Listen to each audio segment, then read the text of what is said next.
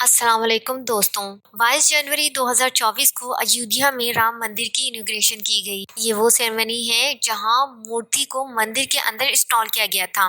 दोस्तों, हम पहले इसकी थोड़ी सी हिस्ट्री जान लेते हैं, लेकिन सबसे पहले मैं आपको मुस्लिम स्कॉलर्स असदुद्दीन अवैसी की ये वीडियो आपको दिखाती हूँ और इन्हीं की ज़बानी थोड़ी सी हिस्ट्री दिखाती हूँ। सुप्रीम कोर्ट का यकीनन फैसला है।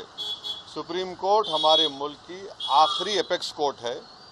टाइटल सूट था, तो टाइटल सूट में सुप्रीम कोर्ट ने ये कह दिया कि फेथ की बुनियाद पर हम ये जगह मुसलमानों को नहीं दे सकते। सुप्रीम कोर्ट ये भी कह दिया कि वहाँ पर मंदिर को तोड़कर मस्जिद नहीं बनाई गई।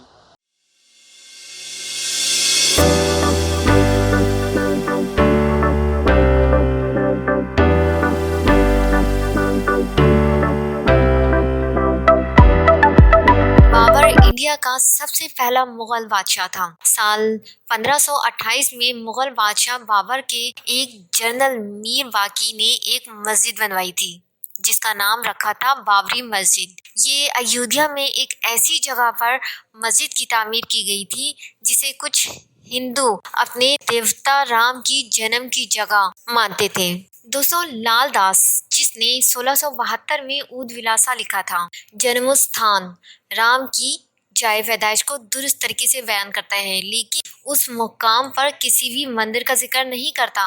उस दौर में हिंदू मुस्लिम की कोई लड़ाई नहीं थी। मुगलों का दौर था, सब अमन और अमान से और मिलजुल के रहते थे। और सन 1855 में पहली बार हिंदू मुस्लिम फसाद शुरू हुई। हिंदू भी इस मस्जिद के अंदर पूजा करना चाहते थे और मुस्लिम अपनी इबादत। फिर 1859 में ब्रिटिश हुकूमत ने मस्जिद की दीवारों पर एक लोहे की बाड़ लगा दी और इसने दोनों पर बैंड लगा दिया था और इस पूरी एरिया को सील कर दी थी।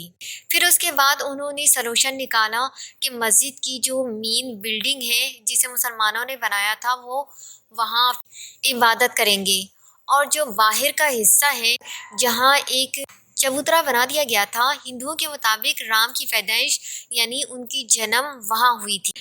हिंदू वहाँ पूजा करेंगे, लेकिन इस सलूशन से हिंदू सेटिस्फाई नहीं हुए क्योंकि वो चाहते थे कि मस्जिद गिरा के पूरी ज़मीन में मंदिर तामीर की जाए, और फिर दंगे फसाद बढ़ते चले गए। 1885 में महान रघुदास ने कोर्ट में केस किया कि जहाँ चबूतरा है वहाँ हमें कमरा बनाने की इजाज़त दी जाए। अभी इस मसले पर गौर फिक्र जारी थी कि एक और फसाद फूट पड़ी थी, इंडिया और पाकिस्तान की सेपरेशन, और लोगों की तवज्जो मस्जिद और मंदिर से हट गई। फिर 23 दिसंबर 1949 में सेपरेशन के बाद यहाँ एक बड़ा इंसिडेंट हुआ। कुछ लोगों ने मस्जिद के अंदर घुस के राम की मूर्ति वहाँ रिप्लेस कर दी और हिंदू लोग मस्जिद के अंदर जाके पूजा करने लगे और फिर से हिंदू मुस्लिम फसाद ने जन्म ले ली। उस वक्त आज़ाद भारत की सरकार ने इस मस्जिद पर बैन लगा दी और किसी को भी वहाँ पूजा और इबादत करने की इजाज़त नहीं दी। और फिर शुरू होता है कोर्ट केस का सिलसिला और कई सारे ग्रुप सामने आ गए कि इस लैंड पे हमारा हक है, और अब 2 की जगह 3 दावेदार थे। पहला था हिंदू का ग्रुप, दूसरा था निर्मोही आखड़ा का ग्रुप, तीसरा था सुन्नी वक्फ बोर्ड। कोर्ट केसेस से कोई हल नहीं निकला। हिंदू परिषद ने राम टेम्पल की कंस्ट्रक्शन के लिए एक कमेटी बना ली थी ताकि जैसे ही कोर्ट का फैसला आएगा हम मंदिर की तामीर शुरू कर देंगे। 1986 में पहली बार कोर्ट ने फैसला दिया कि मस्जिद के अंदर हिंदुओं को पूजे की इजाज़त दी जाए। इस पर मुसलमानों को गुस्सा आ गया और मुसलमानों ने अपनी एक कमेटी बनाई जिसका नाम था बाबरी मस्जिद एक्शन कमेटी। इसके बाद एक ग्रुप बनाया गया हिंदुओं की तरफ से जिसका नाम था राम लल्ला विरजंट, जिन्होंने एंड तक इस केस को लड़ा, और सभी ग्रुप कोई डिस्ट्रीब्यूशन नहीं चाहते थे और इस पूरी लैंड की ऑनरशिप चाहते थे। 1990 में सिचुएशन काफ़ी ड्रामेटिक हुई और मिनिस्टर लाल कृष्ण आडवाणी ने एक रैली शुरू की सोमनाथ से लेकर उत्तर प्रदेश तक, और काफ़ी सारे लोग इसमें जुड़ते गए।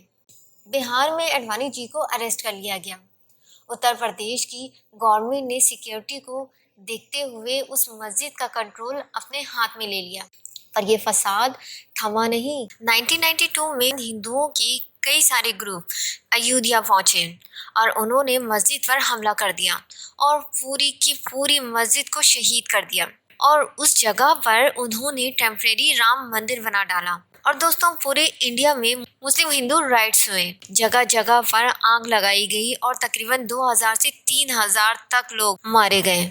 उस वक्त गवर्नमेंट ने एक सोल्यूशन दिया था कि यहाँ पर एक मस्जिद, एक मंदिर और एक लाइब्रेरी बनाई जाए, लेकिन ये सोल्यूशन किसी को भी पसंद नहीं आई। जब गवर्नमेंट चेंज हुई तो 2002 में प्रधानमंत्री अटल बिहारी वाजपेयी ने एक नया डिपार्टमेंट चालू किया जिसका नाम था अयोध्या विभाग, इस प्रॉब्लम का सोल्यूशन ढूंढने के लिए। 2002 से 2010 तक इलाहाबाद में ये केस चला। आर्कियोलॉजिकल सर्वे ऑफ इंडिया को ये कहा गया कि आप वहां जाके सर्वे करें। जब रिपोर्ट आई तो ये फैसला करना मुश्किल हो गया था कि इन 300 सालों में क्या हुआ। क्या मंदिर तोड़ के वहां मस्जिद बनाई गई या ये खाली जमीन थी जिस पर मस्जिद तामीर की गई, किसी को नहीं मालूम और ना ही किसी इसकी कोई हिस्ट्री मिली। कई सारे ग्रुप के कई सारी दलीलें और बहस के बाद फिर कोर्ट ने फैसला दिया कि इस ज़मीन के 3 हिस्से किए जाएंगे, एक मस्जिद बनने के लिए, दूसरा हिस्सा मंदिर के लिए और तीसरा हिस्सा होगा निर्मोही अखाड़ा को। और अगले ही साल 2011 को इन ग्रुप ने सुप्रीम कोर्ट में अपील कर दी। सुप्रीम कोर्ट ने इस फैसले को स्टॉप कर दिया और कहा कि हम खुद इसकी इन्वेस्टिगेशन करेंगे और फैसला करेंगे। और अगले 10 साल तक सुप्रीम कोर्ट में ये केस चलता रहा। इस केस की फाइनल हियरिंग 2019 में 40 दिन तक चली और फिर हिंदुओं के हक में फैसला आया और कहा गया कि 2.77 एकड़ की पूरी लैंड है, इस पर राम मंदिर बनना चाहिए और इससे दुगनी लैंड मतलब कि 500 एकड़ ज़मीन मस्जिद के लिए दी जाए जहां पर वो अपनी कंस्ट्रक्शन शुरू करें। और निर्मोही अखाड़ा को उन्होंने कहा कि आप जो क्लेम कर रहे हैं उसके लिए आपके पास कोई वाज़ेह ना दलील है ना सबूत है। और बाबरी मस्जिद की इस ज़मीन को कोर्ट ने गवर्नमेंट के हवाले कर दिया और गवर्नमेंट को कहा कि आप एक fresh Ram temple committee establish करें और फिर उनको वो ज़मीन हैंड ओवर करें और जिस दिन आप उन्हें हैंड ओवर करेंगी ठीक उसी दिन 500 एकड़ ज़मीन सुन्नी वक्फ को दी जाए। फिर 2019 से 2024 तक राम मंदिर की कंस्ट्रक्शन जारी रही और 22 जनवरी 2024 को इसका इनॉग्रेशन किया गया। दोस्तों, इस एक सेरेमनी को लेकर अखबारों में, मीडिया में 24 घंटे चर्चा हुई और कई कंट्रोवर्सीज भी यहाँ हुई। कुछ पॉलिटिकल पार्टीज ने और 4 मेन शंकराचार्याज ने इस इवेंट को अटेंड नहीं किया। बीजेपी के सीनियर लीडर एल.के. आडवाणी और मुरली मनोहर जोशी ये 1990 से ही राम मंदिर के सबसे बड़े लीडर रहे थे। भगवान राम का जन्म हुआ था, वहाँ पर मंदिर के निर्माण को कोई शक्ति रोक नहीं सकती और मंदिर वहीं पर। इस प्रांत प्रतिष्ठा में ये लोग नहीं आए। राम टेम्पल ट्रस्ट के जनरल सेक्रेटरी ने रिपोर्टर्स को बताया कि उनकी एज को देखते हुए उन्हें कहा गया कि वो ना आए इस इनॉग्रेशन में, जबकि दूसरी तरफ सेलिब्रिटीज में आलिया भट्ट, कटरीना कैफ, रोहित सेठी, रणबीर कपूर, इन सबको स्पेशल इनविटेशन दी गई, पर शाहरुख खान, आमिर खान और सलमान खान को इनविटेशन नहीं दी गई। पॉलिटिकल पार्टीज में भी कई को इनविटेशन दी गई और कई ने रिजेक्ट कर दी। जैसा कि सीताराम याचना के जनरल सेक्रेटरी ने कहा, रिलीजन एक पर्सनल मैटर होता है। Religion is an individual choice of every individual. We respect and we safeguard. उन्होंने कहा कि इंडियन कॉन्स्टिट्यूशन सुप्रीम कोर्ट ने क्लियरली कहा है कि सरकार किसी एक पर्टिकुलर रिलीजन से एफिलेट नहीं हो सकती। शिवसेना के अध्यक्ष ठाकरे, जिन्हें इनॉग्रेशन के सिर्फ 2 दिन पहले इनविटेशन मिला, वो भी स्पीड पोस्ट के जरिए, उन्होंने इसे रिजेक्ट किया और उनकी पार्टी मेंबर संजय राउत ने कहा कि बीजेपी राम की वर्शिप करती है लेकिन राज रावण की तरह करती है। उन्होंने कहा कि वो अयोध्या जाते रहते हैं और आगे भी जाएंगे। दोस्तों, 22 जनवरी को वो नासिक में काला राम मंदिर गए थे। कांग्रेस पार्टी के कई लीडर को इनवाइट किया गया लेकिन उन्होंने इस इनविटेशन को रिजेक्ट कर दिया। ये कह गए कि मंदिर अभी आधा बना है और इसकी इनॉग्रेशन की जा रही है। इनका मेन रीज़न था इस इनविटेशन को रिजेक्ट करने के पीछे। बीजेपी इस पूरे इवेंट को पॉलिटिक्स कर रही है। राम के नाम पे चुनावी राजनीति हो रही है। कुछ लोगों ने इसकी तारीफ की कि कांग्रेस ने अच्छा फैसला किया, लेकिन दूसरी तरफ लोगों ने कहा कि ये पॉलिटिकल ब्लंडर था। इस अधूरे मंदिर को इनॉग्रेट करने का जो मकसद था वो शंकराचार्य ने भी उठाया। इन चारों में से किसी ने भी इस इवेंट को अटेंड नहीं किया। निशालानंदा सरस्वती ने कहा ये जो सेरेमनी हुई है ये हिंदू स्क्रिप्चर के अकॉर्डिंग नहीं थी। शंकराचार्य अविमुक्तास शवरण सरस्वती ने कहा कि जो मंदिर है उसे भगवान का शरीर माना जाता है। मंदिर की पीक भगवान की आंखें और मंदिर पर जो झंडा लगा होता है उसे भगवान का बाल माना जाता है।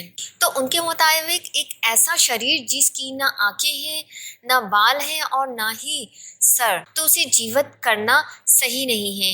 ये कहते हैं कि ये स्क्रिप्चर के खिलाफ जाता है। ये अपनी आंखों के सामने शास्त्रों की वॉल्यूशन होते हुए नहीं देख सकते थे और इसीलिए ये सेरेमनी में नहीं गए।